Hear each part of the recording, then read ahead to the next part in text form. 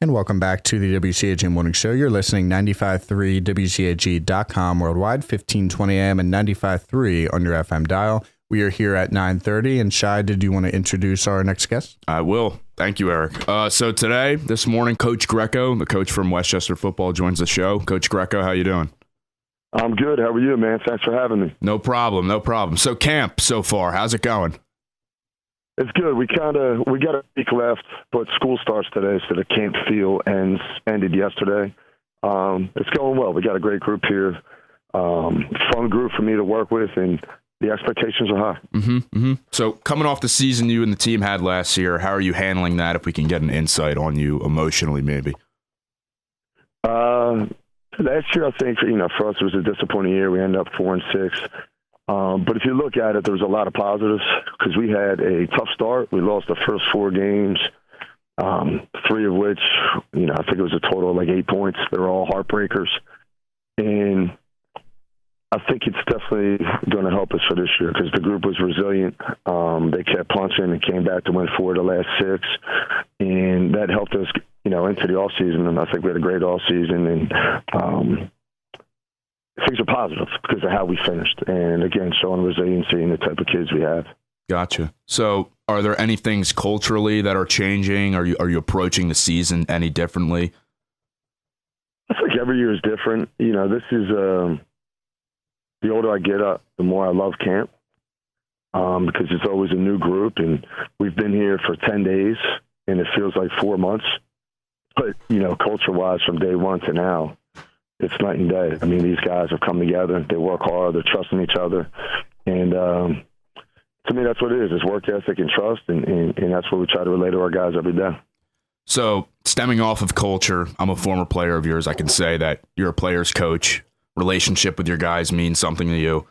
How important is it to you to have a solid relationship with not only your players, but your coaches as well? Everyone's different. I think, I guess it was 100 years ago for me now, but it's at least 25 when I was playing. I had a lot of different coaches, and some places it was a business feel.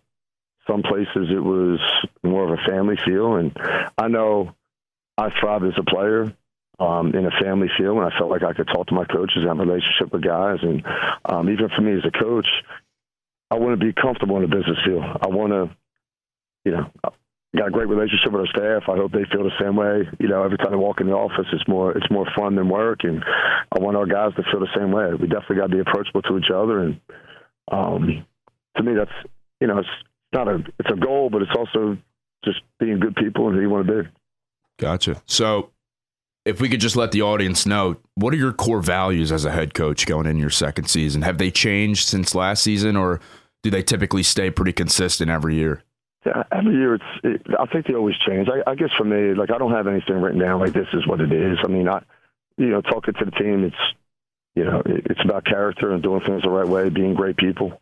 And then it's about how you go about your work. We want to try to, outwork everyone. And the hardest part I mentioned earlier is just in this game, you got to be able to trust each other. You got to be able to trust the staff. Staff needs to trust players, and you got to trust the guy next to you. And I believe a lot of that can happen through hard work. You've done it. Being on the hill isn't easy. Nope. The hill isn't about conditioning, and the hill's about looking at the guy next to you and seeing how hard he's working. So we try to do a lot of things to help build trust. At the same time, it's never going to happen if you don't have, great people who are working hard. Are there any things in particular you struggle with as a head coach and things that you've gotten better at? I struggle with a ton. I think the hardest thing for me over the years with the head coaching role is something you mentioned, is relationship with players. I think it's easier as an assistant. You have more time. I try to spend as much time as I can with our guys. At the same time, they're always getting pulled different directions, so it's difficult. I fell in love with football and fell in love with coaching because I love being around the team and doing those things. As a head coach, when you get pulled different directions, it's tough. I would like to think I'm getting better, trying to embrace those things and enjoy those things, where maybe 5-6 years ago, it always felt like a thorn in my side. But Definitely ups and downs. Older you get, the more experience you have, so you're able to handle situations when they come up. But it's always a work in progress. Coach, I'm going to jump in. This is Eric from WCHE. Nice to talk to you. And one of the questions I had, so this is your second season, and you were formerly a coach at Del Val. What was the biggest difference as far as the transition? How was the transition going from Del Val to Westchester? It was the football part, very similar. School-wise, this is an amazing place. I mean, you guys know the University of town. That's nothing disrespectful to Del Val. I love my time there and the college, but it's a great place. I'm the type of person it takes me a while to get comfortable. You know, some people could just jump in new situations and excel. I was talking to someone the other day, like the last couple of weeks, it's finally starting to feel normal for me to like walk into this office. But to me, I think that's going to be positive for me. It just, like I said, it takes a little bit to get comfortable, and I need to be comfortable somewhere. So this place is it's an amazing place. We got great players. Toughest thing here is it's a great school, a great place to be, and it's all about finding the right guys. So I guess for me at Del Val, it was a small school, and the guys we recruited, we knew were coming there for school and football. Here, you got to make sure that's what you're recruiting, and those type of guys you're putting in the locker room, and because there's 1,000 reasons to be here. So the group we have now is dead set on trying to bring the tradition back, and I think we'll prove that here in a couple of weeks. Coach Greco, Barry D here. These guys know I'm not a big sports guy, but I'm wondering. You said the last year was a little bit of a disappointment. So have you thought about invoking the breaking the clipboard technique? Snapping that thing. Give them a little bit of incentive that you're serious this time. That's not my personality, but if that's what it takes, that's where we're going. Good for you. I know something like that. When you give an answer like that, it means you're willing to up the technique if you need to do what needs to be done. That's what I'm looking for. We're here. We're all in, staff and players, and good things are coming. There you go. Good for you. So just to transfer over, nowadays everybody knows the transfer portal is very significant in college football. How important is that for you as a head coach to utilize that tool? I don't want to say it completely affects high school recruitment, but how has it changed how you recruit kids out of high school, or does it vary by position? I guess it's a big question. I mean, it depends, man. The portal's the portal. It's the new way of life in college football at all levels. I think for us, it depends. The first thing will be after the season is what do you lose to the portal?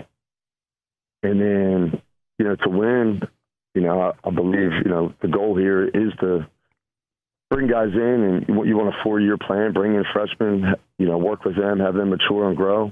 But to win, you need to win with seniors. Not that you can't win young, but so when you have 20, 25 seniors, 30 seniors, the odds are in your favor.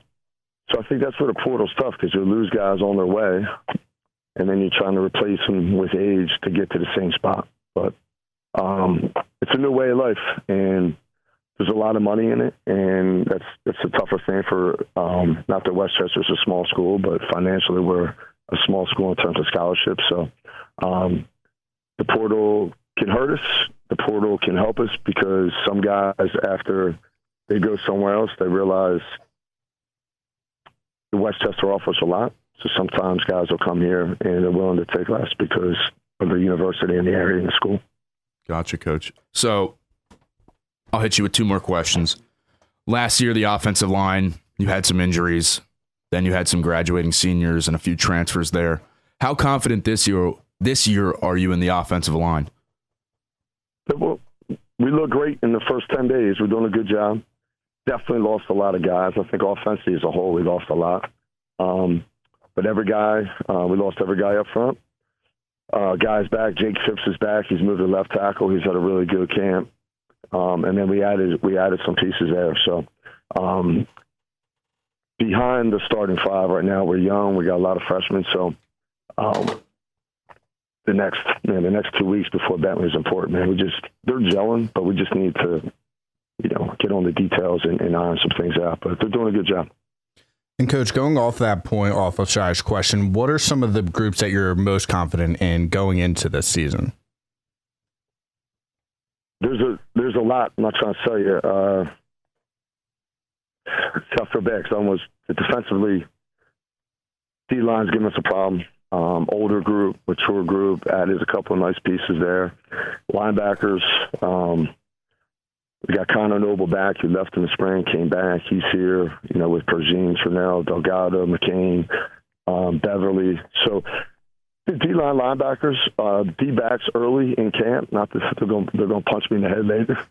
Struggles early, but, man, the last 3 or 4 days have total transformation. They had a really good day yesterday. And then on offense, again, a lot of new faces, but we're really, really fortunate to have Cooper Jordan back. He was the offensive player of the year last year in the conference, and he's just a wonderful kid, wonderful leader, and we're fortunate to have him. So a bit of a fun question for you, Coach. You played quarterback during your playing career. Out of the 5 QBs in the room, who do you think relates to what your playing style was the most? I ran around. I couldn't run like Coop. Coop can run. But I probably played more. I was a poor man's Cooper Jordan. Don't discredit yourself here. Come on. Nah, that was me. I was a poor man Coop. Definitely not like Cole or Colin or any of these guys. They're guys that hang in the pocket, could sling it all over the place. I needed to try to run around. Anything else, Eric? No, that's about it. Appreciate your time today, Coach. Thank you, Coach. Thanks for coming in. Me. We're excited. My first home game is September 20th, so hopefully everyone could come out. We got new scoreboards, and the school's putting a lot into it. So every home game is live music and Kid Zone and food truck. So all the support would be appreciated. Thank you guys for having me. You going to be back on with us? Whatever you need, let me know. Hey, our morning show's open to you. If you got something you need to announce, pick up the phone and call us. We'll put you on. Sounds good. Thank you. Thank you, Coach. All right, guys. Have a great day. You too. Bye-bye. Bye.